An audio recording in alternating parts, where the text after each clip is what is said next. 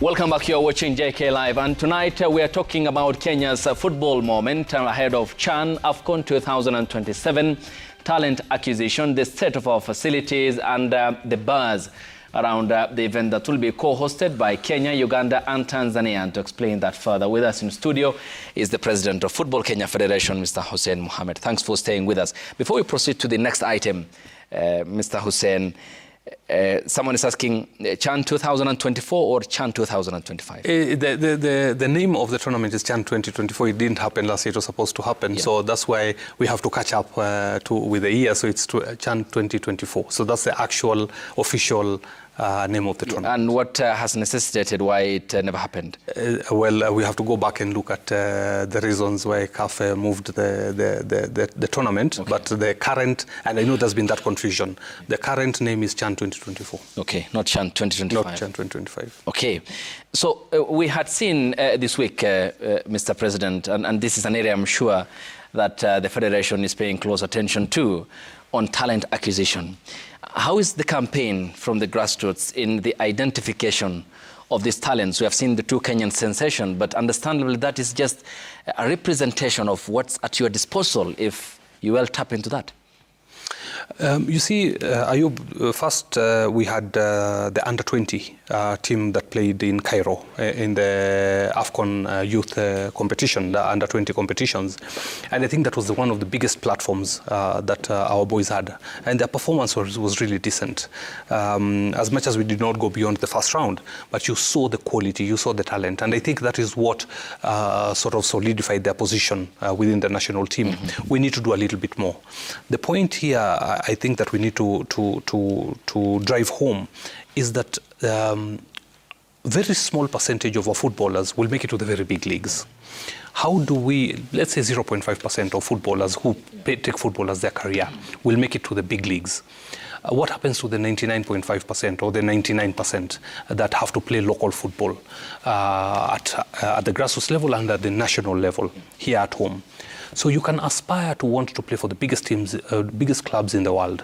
What happens if you don't make it? What we need to do is to make our leagues back at home as lucrative as possible so that you can earn a decent living playing football within your local leagues, so that you can build a career playing football at home. And if you play for the best teams in the world, then it's a bonus. I'll give you a very good example of our counterparts in, let's say, North Africa. Yeah. Look at the leagues in Egypt. How many players go and play football outside their country? Very few. Very few. But the league is vibrant. The league is lucrative. South Africa, the same. We need to be able to attract talent to also play in the Kenyan league. But to do that, we need to start at the grassroots. Yeah. We need to develop our branches, the county leagues. We start at the county leagues. Yes. You talked about Talanta Hela program and project. Mm-hmm. Very good concept. Along the way, maybe retweak a few things, relaunch it again. Look at sub-counties, look at the Kenya Premier League, look at the women as well. As we're doing the men's league, we have to look at the women's leagues as well. So run them, develop them. We'll be talking about women because it's very interesting. At least they qualified for the World Cup under 17. Yes. We haven't, the men, ever. Just proceed, I will come. So when you talk of developing talent, we have to be clear that a small percentage will play at the apex, will play at the top of global football competitions. But what happens to the majority of the footballers? The era of calling football extracurricular activity is long gone. Every part of the world has managed to successfully commercialize the sport. We are lagging behind right now, but we need to catch up very quickly.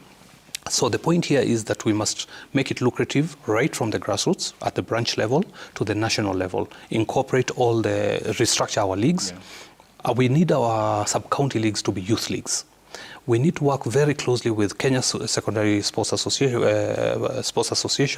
and Kenya Primary Sports Association as well, so that we are able to track that talent the way we did with Kibet, yes, the way we have done with Wanjala. Yeah. We can do a little bit more.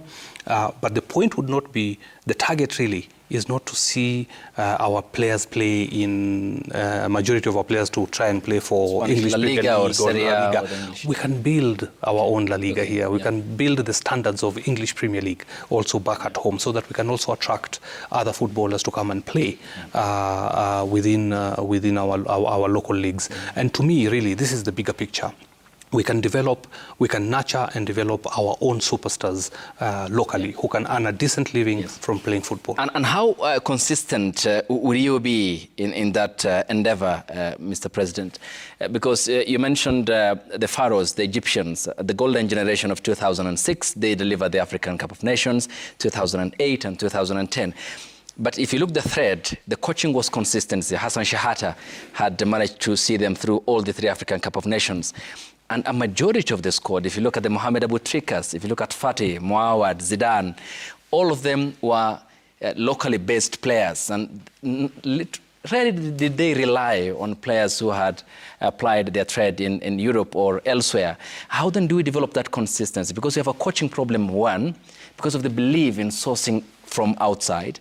And then second, making it demonstrable that, yes, if you don't make it to the European leagues, you can still apply the local league and still be a successful footballer.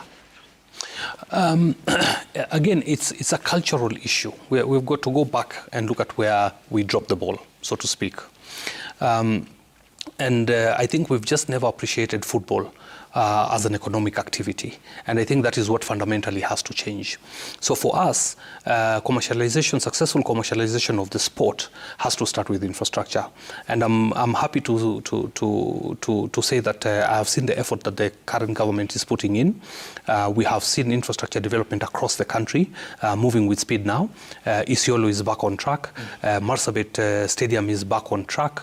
We are looking at Kitui as well. The government has put its foot to the pedal, and I know within the next 1 or 2 years you'll see significant development in terms of infrastructure. So why is this important, Ayub? Why is this critical? Without the right infrastructure, you can't commercialize the sport. Okay. How do you generate revenue, for example, without a good facility? At the grassroots in your sub-county or in your county? You need at least a 5,000-seater, 10,000-seater, 15,000-seater, different categories. And that's why very soon we'll be launching our master plan of the different categories of facilities that we require at every stage to successfully commercialize the sport. So it starts from there. Once you get the infrastructure sorted, then you have the funds. The funds follow the sport, and they can come and watch the games. Then you have the corporates coming in, because now you have eyeballs. Now you have a product that you can actually sell. Without a good product that you can market and sell, nobody will invest in it. At the end of the day, the private sector is looking at the bottom line. The private sector is looking at the eyeballs, is looking at a return on investment. And the only way we can achieve that is by showing them the numbers, showing them that football is governed well, there's a following to it, and that there's commercial value in supporting football. That money eventually then trickles to the players, trickles to the technical bench, and the entire ecosystem of football, including journalists, physicians, nutritionists, cameramen, videographers, production teams, broadcast rights come in terms of airing the games, and merchandising. You name it, the entire ecosystem of football then opens up the moment you are able to deal with infrastructure, deal with governance issues. Then you'll be on your way to competing with some of the best leagues in the world. Before coming to the federation's debt crisis, which you talked about during your campaigns before you assumed office, and ideally then that you're supposed to be operating independently from any other third party, that's the government and the FIFA. The question of coaching and how we are also recruiting, because I'm looking at Bob Williamson's wrongful dismissal, which had cost the federation $500,000 US. That's more than 50 million Kenya shillings. Also the unceremonious sacking, which had led to the payment of other monies to coaches. Specify then, Mr. President, when foreign nationals who are Harambee Stars coaches come on board, are the terms clear to forestall such a crisis? Because you talk about debt, you talk about these payments which must be made, and it also extends up to Engine Firat. So what are the terms? Are they clear? And how do we suddenly fly into such headwinds? Majority of the cases you've mentioned, some of them are still in court. We're trying to resolve them. And Ayub, you know, it is what it is. I inherited what I inherited. Yes. I cannot run away from it. I have to sort of fix this problem. it would be a travesty if I was to repeat the same mistake. So I think the lessons are there to be learned. I don't want to dwell so much in the past. Yeah. It has happened. We have the debt situation with us. Yeah. I cannot run away from it. We will have to face it head on. I've taken steps together with my NEC, with my executive committees, to ensure that we find long-lasting solutions. We are currently still in the process of auditing all the debt. We have established a few that are genuine, and we want to settle those as quickly as possible. We have engaged, of course, our government, who are very supportive, and I take this opportunity, of course, to thank the Cabinet Secretary, Honorable Salim Vuria, the Permanent Secretary, Elijah Mwangi, and of course His Excellency the President, Dr. William Samoei Ruto, for the support that they've given us. Even today there was a pledge that was given and the team has been supported. And I know we will come through in terms of managing the crisis that we are in. And on the issue of the coach, yeah. I'd like Kenyans to judge me on the decisions my administration has made. The day you will hear that we have not paid the technical bench, yeah, on time, maybe that's the time I can be responsible and answer. But for the past, yeah, it's happened. We need to find a solution, and I'm working on it day and night. So yeah, within, hopefully in the next couple of weeks or couple of months, it's something I hope that I can put behind us. Yeah, and which then brings me to the point of compliance with the Confederation of African Football Club licensing rules. And ideally to that, we are non-compliant. I mean, this also possesses a challenge, is it, even as you implement your vision of restructuring Kenyan football, also hand in hand with the other agencies that are springboarding that course as well. So how can this be attained? It's an issue of capacity, and capacity both at the federation, in terms of the secretariat, and also capacity of the clubs. And we have to be realistic.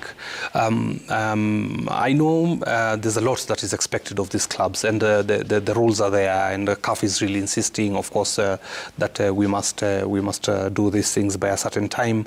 I'm not, of course, oblivious to the fact that we have to take baby steps at the beginning, but we also need to put pressure on the clubs to be able to meet those standards. Can our current structure sustain it?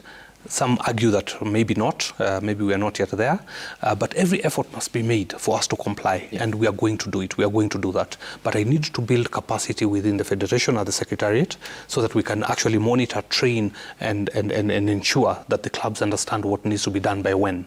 But the clubs also must build capacity. How do they build capacity? They must also look for sponsorship. They must have their youth teams in place. They must have their women teams in place.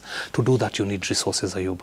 Without resources, you cannot sustain. Even, I'll give an example, NSL clubs, yeah, they're struggling today to even honor matches within the National Super League.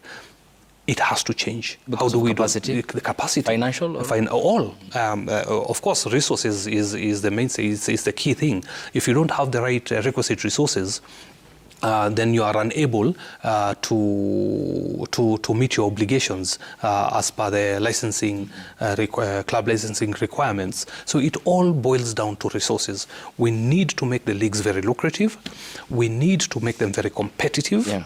We need to be able to attract partners, yeah, and attract sponsors so that these teams can also meet their obligations. And I'm very cognizant of the fact that we have all these problems that we're facing, but we have to find solutions. Yeah. It's not an excuse. I'm not making excuses. Yeah. What I'm saying is the moment we have good governance and the moment we now bring discipline into the sport, then we will be able to meet all those requirements. Yeah. Mentioning finances, and which you point out as a major factor, how then do you plan to use the FIFA football development funds to extend your reach in terms of talent search, and as well as addressing struggles such as NSL, which you have just mentioned, teams that cannot even honor their matches and go play in a certain stadium. You know, most Kenyans, Ayub, don't realize that the funds we get from FIFA is a drop in the ocean, and it's merely for operational costs. How much do you get from FIFA? So like now, we're under restriction. We were under restriction for quite a while. So the amount varies depending on what you've been able to achieve and what you've accounted for. But it's about $600,000. And we utilize that for operational costs and of course to meet certain obligations within the federation. It's barely enough to do anything else. So we have to look for alternative sources of funding. However, FIFA has other programs, especially for women, for youth, and now the FIFA Forward program. Now the FIFA 3.0 coming up. And the FIFA Forward program is what really we need to focus on now in the next coming months, which is the construction and the implementation of the technical center. I'm sure you're aware that we were able to get some land in Machakos, which we are at the final stages now of getting the title out. And the moment that happens, then we can unlock the funding from FIFA to start building our technical center. It is my hope and dream that in the very near future, we will have a decent office space also for the federation. We will have the technical center with at least 2 or 3 pitches, accommodation facilities, training grounds as well. And we will have a home for Kenyan football starting in Machakos, and hopefully within a short period of time we can have maybe 2 or other 3 technical centers in different parts of the country. So that will be the springboard in terms of getting us on track. But when it comes to funding, FIFA's funding is mainly operational, other than of course the FIFA Forward program. We need to, government of Kenya supports the national teams, so we need to bring private sector on board in large numbers to complement our efforts. We have a huge budget. This financial year, our budget is about 3 billion shillings. We have a massive deficit that we need to cover. And we'll talk about that because we have no title sponsor at the time, and there's the 5 million award, and you compare that with what clubs like Kogalo or Ingwe can use, given it can be more than that. And therefore we'll talk about the plans for commercialization and then how the funds which are much needed can come within the sports fraternity, as well as, of course, other domestic issues, the talents, the academies that ought to be also channeling all these talents, and how then that can be tapped into ahead of AFCON, which we will talk about as well, because it's also very big for Kenya. And Tanzania as well, and Uganda, who will be co-hosting that event as well in 2027. We are with Football Kenya Federation President Hussein Mohamed with us in studio this evening, talking us through CHAN as well as AFCON, and the questions around preparations, facilities, as well as the logistics and the challenges that have been outlined as some of the key issues which led to the postponement of this competition. We welcome your feedback as well, and we'll be sampling them. Questions will be put to the president, and your observations here on the Magic Wall later, given the religious effect this sport has on many communities around the world. JKL is back after the break. Stay tuned.